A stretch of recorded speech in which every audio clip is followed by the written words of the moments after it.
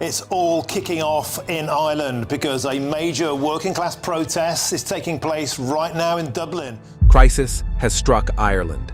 Irish locals have reached boiling point with the migration problem. Locals say asylum seekers and non-Irish nationals making their way into Ireland has made it unlivable. Join us as we dive into the problems created by hundreds of thousands of immigrants flooding Ireland. Small country, huge diaspora. In 2022, for the first time since the Great Famine of 1851, Ireland's population had gone over the 5 million mark. This was a massive rise from under 4 million in 2002. This dramatic growth is largely driven by changing migration patterns, with over 1.6 million people immigrating to Ireland during those 2 decades and a net inward migration of around 520,000. Ireland was once known as a nation for mass emigration, and now it has transformed into a destination for immigrants, attracting people from both EU countries and beyond. The bloodline of these immigrants contributed to Ireland's racial and ethnic diversity. However, this is a double-edged sword, as it makes locals uncomfortable to a certain extent. While Irish citizens continue to emigrate, immigration has caught increasing attention in political and policy circles. Ireland's unique immigration policies have historically been influenced more by its relationship with the United Kingdom, due to shared history and the ongoing debate over Northern Ireland's status, than by the European Union. The Common Travel Area, or the CTA, allows free movement between Ireland and the UK, and has long shaped Ireland's migration choices. Consequently, Irish leaders selectively adopted EU migration policies to safeguard the CTA, opting for EU asylum instruments, but less so for migration from third-country nationals. However, since Brexit took place in 2020, Ireland has aligned its values more with the EU than Britain. This shift marks a significant chapter in Ireland's migration story. Having transitioned from a country of emigration to one of immigration since the 1990s, Ireland's modern identity is shaped by the return of its diaspora and the economic boom of the Celtic Tiger. With immigration numbers continuing to rise, a lot of social and political tension comes with it. The Irish aren't finding it any easier to cope with all of this, and a major reason why they're in the state they are in is due to Brexit. Let us take a look at some of the reasons why Irish locals have been furious about immigration matters as of late. Emigration has shaped Ireland and our identity in so many ways. Every generation of Irish people have gone abroad. We are proud that so many people around the world value their Irish heritage, and we in turn value that connection with them. Government blind to local concerns. Tensions are continuing to grow as protests grow louder, and the Irish government refuses to change its stance on immigration policies. There are some demonstrators who have taken their frustration to the high-ranking officials in the country. They protested outside the homes of Prime Minister Simon Harris and Integration Minister Roderick O'Gorman. O'Gorman, in particular, has faced heavy criticism for what a lot of people see as an open invitation to migrants. After posting online in 8 languages about the benefits asylum seekers would receive in Ireland, several people accused him of making the country a magnet for migration. However, it isn't just protests. Earlier this year, Justice Minister Helen McEntee's family had to be evacuated after 2 hoax bomb threats targeted their home. McEntee has been under enormous pressure for her handling of the immigration and refugee crisis. This also brings into account the low deportation numbers in the country. McEntee recently revealed that out of 7,300 people who have been denied refugee status in 2023, less than 100 have been deported.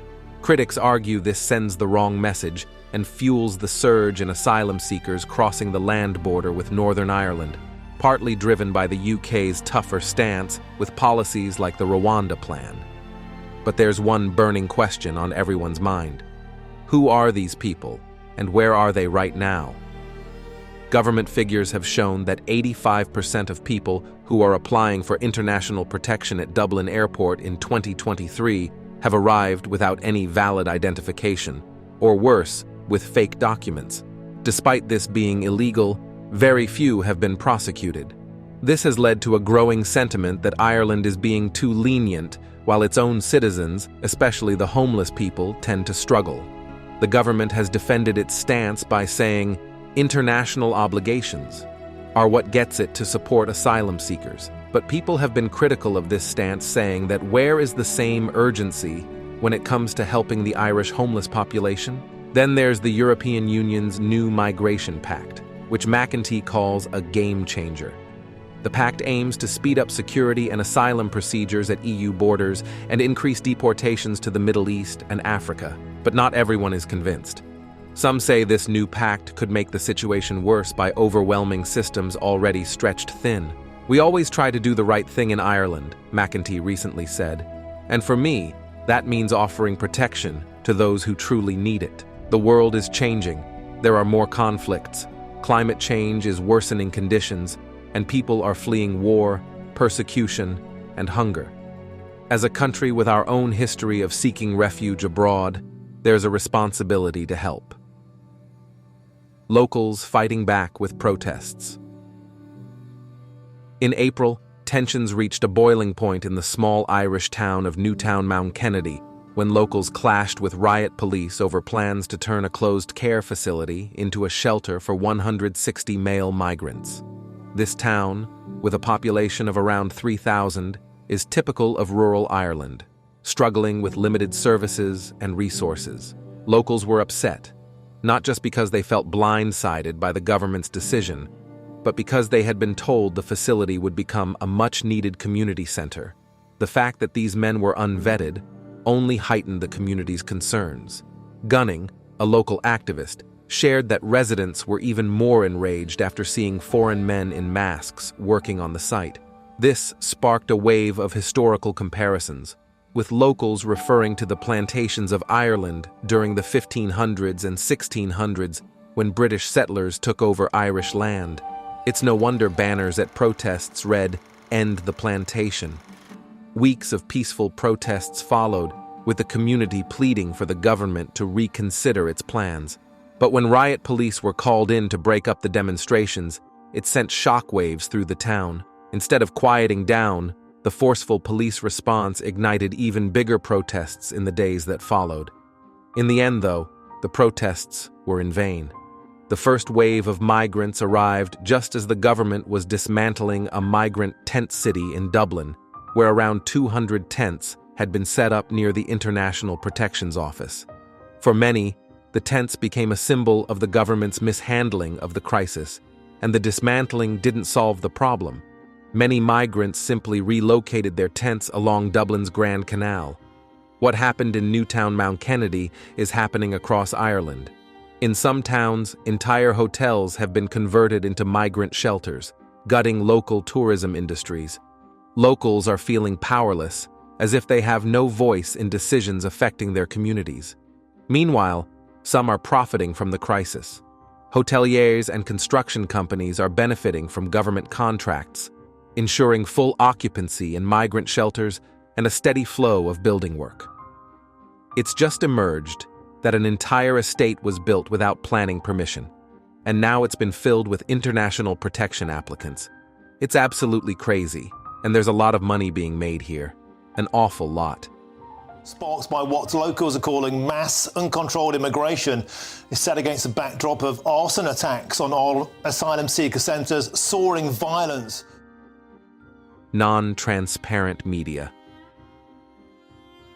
The power of the media can be pretty revolutionary if used the right way, but Irish locals have not had it easy with their media as far as immigration is concerned. This frustration in particular is growing, and much of it is directed towards the mainstream media. Protesters argue that their demonstrations are being ignored or not being portrayed in a positive light.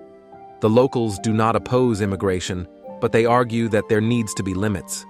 Oftentimes, the anti-immigrant marches are either not aired on television or not reported seriously enough for other locals to be aware.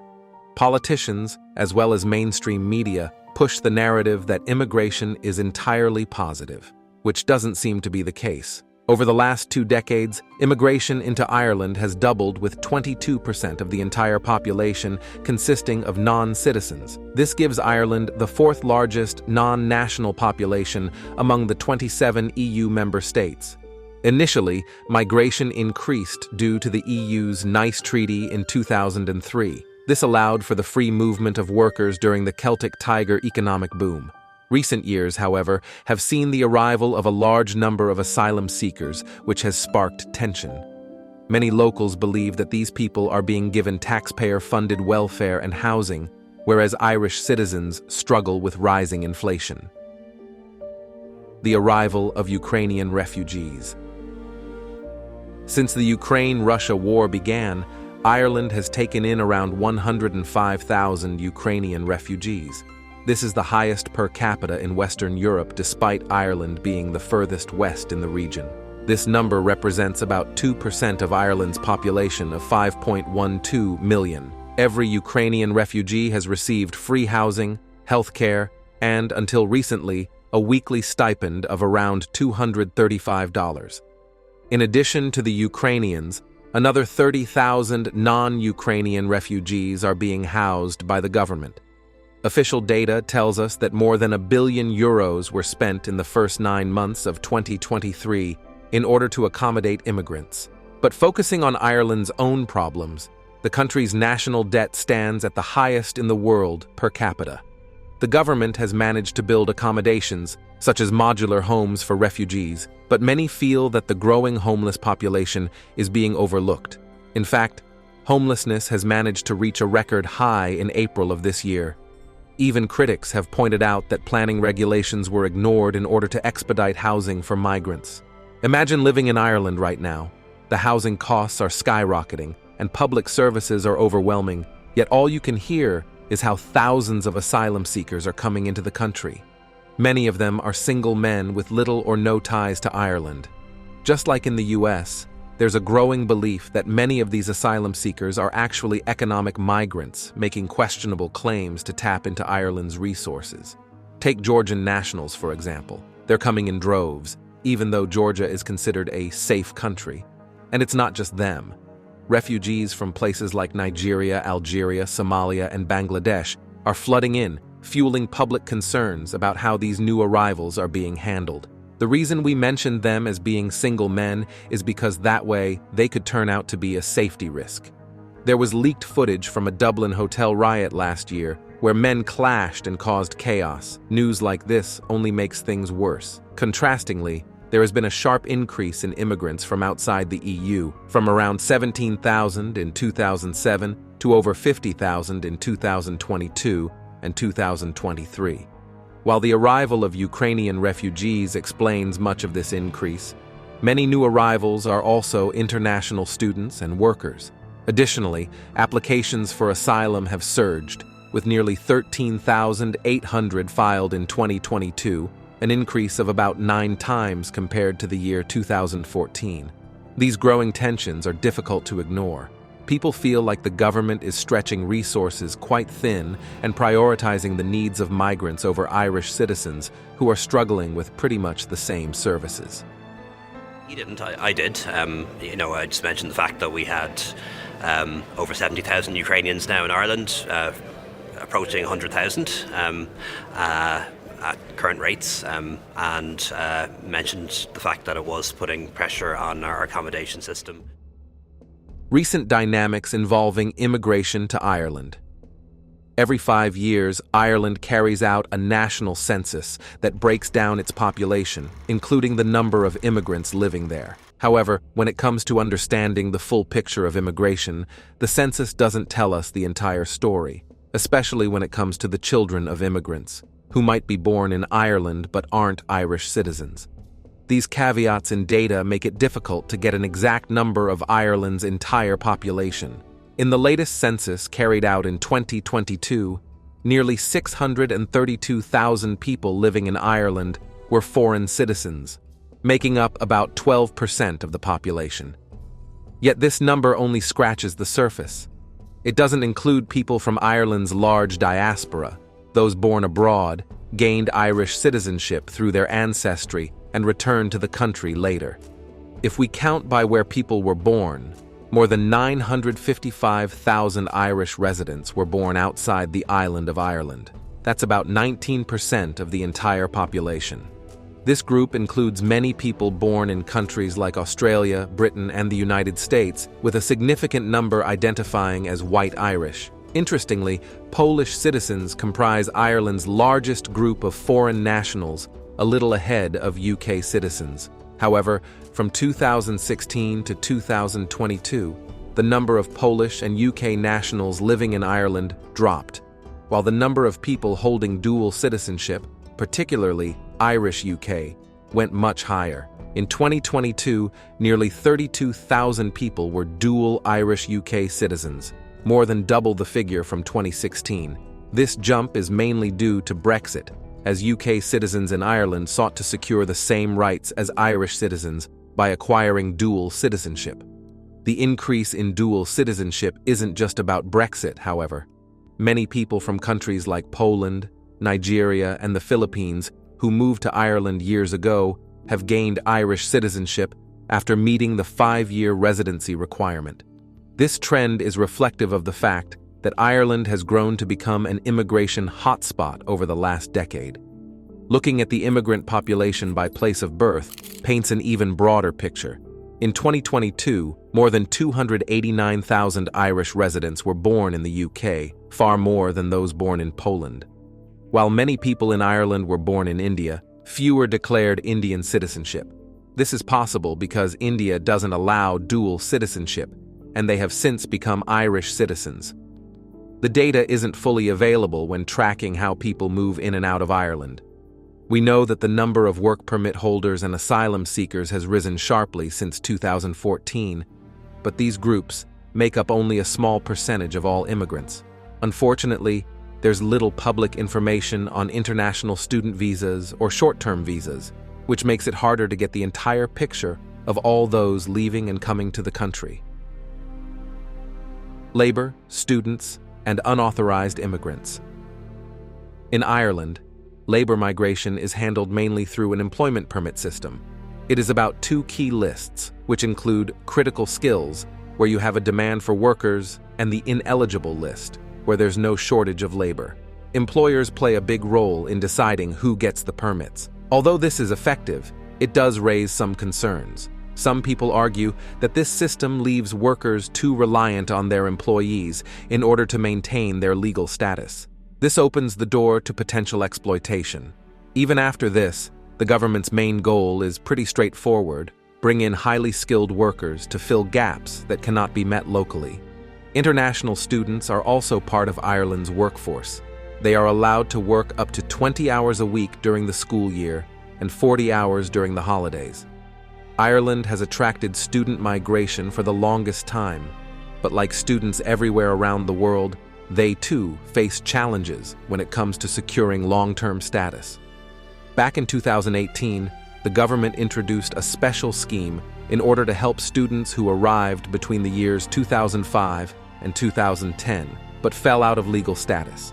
There have been ongoing efforts to regulate the education system as well. Now, when it comes to unauthorized immigrants, Ireland's approach has been less than generous.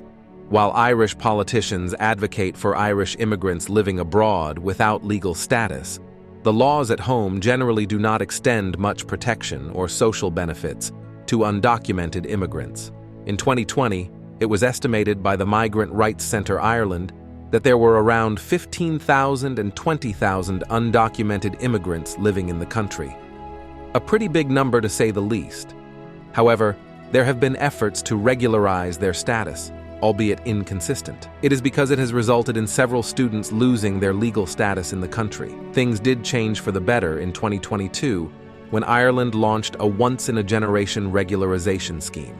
This initiative came about after a powerful grassroots campaign linked the struggles of today's undocumented immigrants to the historical experiences of Irish immigrants in the US. During an application window of 6 months, over 8,000 people applied, and by mid-2023, more than 4,600 people were granted long-term residency. The major catch was that applicants had to show that they had been without legal status for 4 years, but they didn't have to prove employment. While the program was more inclusive than similar efforts in other countries, the fee was a bit steep. It was €550 for individuals and €700 for families. The level of immigration. The level of immigration, and there was no strict control same as before. I don't know what changes regarding the government side of it. Look, immigration is okay, but as long as it's controlled, as long as there's Garda vetting behind it, we don't want people that have bad, Ireland's current political climate. A lot of frustration regarding immigration is present in those on the right. Simply speaking, the ones who oppose mass immigration. These people see a system where they feel their concerns are being outright ignored. Take Fine Gael, for instance. It is the party of McEntee, which was once seen as centre-right along with the Green Party and Fianna Fáil. Since 2020, Fine Gael has shifted left ever since it formed a coalition government with these parties. They have embraced progressive policies, globalism, and a much more open stance on immigration, something that left many right parties disillusioned. But it's not just the ruling parties. Sinn Féin, the main opposition, has been marching in step with the establishment, supporting the government's stances on immigration, climate change, and even controversial hate speech legislation. This has left a gap in the political spectrum, one that populist, nationalist movements are eager to fill. The result? A surge of first-time candidates from newly formed right-wing parties gearing up for the next local and EU elections. Whether they'll make a real impact remains to be seen, but their presence is certainly shaking things up. And here's where things get even more interesting. Refugees and asylum seekers in Ireland are allowed to vote in local elections. Just this week, an Irish migrant group took to social media to announce that they'd registered 1,500 asylum seekers to vote, all likely to support candidates who back their cause. This twist adds a new layer to the upcoming elections, further fueling the debate about Ireland's direction on immigration and what it means for its future. With elections for the country scheduled at the beginning of next year, it would be interesting to see whom the locals choose to bring into power. If the immigration policies aren't straightened out by that time, it is difficult that any left party would be voted in by the people. The political landscape is heating up, and it definitely feels like we're on the verge of something big. The burning question is, will the new voices be enough to shift the tide and eventually get the Irish people what they ask for? Upcoming changes that could affect immigration. Ireland is facing a major housing crisis, and it's become a key reason some people are choosing to leave the country. This issue has also been used by anti-immigration activists who spread messages like "House the Irish first" or "Ireland is full." With rising levels of violence and protests, more political figures are now questioning immigration and expressing concerns about the country's ability to accommodate the current scale of migration. The Irish government has supported several changes in response to these challenges as part of the European Union's Pact on Migration and Asylum. This pact is aimed at completely overhauling Ireland's asylum system. Justice Minister Helen McEntee has described it as a game changer because it will significantly speed up the process of asylum applications and increase deportation for illegal migrants. The government has also added more countries to its safe nations list for processing asylum claims. However, in April 2024, the Irish High Court ruled that the UK could not be designated as a safe third country for asylum processing. While this ruling was based on technicalities, it raises concerns about how Ireland will balance its EU obligations, relationship with the UK, and commitment to human rights. Ireland's transformation from a country known for mass emigration to one of immigration is still unfolding, and the long-term impacts are not fully understood. While Ireland is becoming more racially, ethnically, and religiously diverse, this change has yet to significantly alter traditional societal structures, like the mostly Catholic public school system. However, the growing population of immigrants has highlighted existing challenges around access to public services such as housing, healthcare, and disability services. Restrictionist groups have used public dissatisfaction over service provision and rising living costs to push their political agendas, hoping for gains in future elections. Despite these problems, Ireland remains a country very receptive to immigration. Still, it remains to be seen if these positive attitudes will translate into full integration and equality for the children of immigrants, especially as far-right voices become more prominent. Thanks for watching, and we'll see you next time.